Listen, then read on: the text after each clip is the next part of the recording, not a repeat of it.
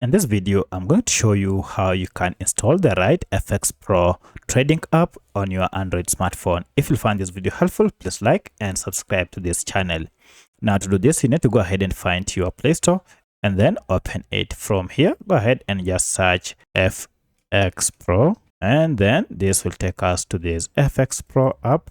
Now if you click on it, you can see here is the right FxPro trading and investing. To know that this is the right app, make sure it is from FxPro Group Limited, and at the time of recording this, it has a star rating of 4.5 with over 65,000 downloads, and the file size is averagely 32 MBs. Currently, this app has over 10 million downloads. To get it, go ahead and tap on install, and this will go ahead and install the latest version of FxPro trading app, and then it will be installed on your smartphone.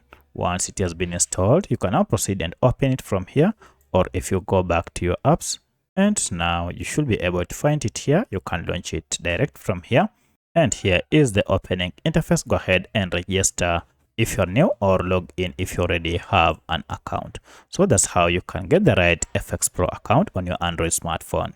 If you have any other question, kindly let me know in the comment section. Otherwise, thanks for watching, and let's meet in the next video.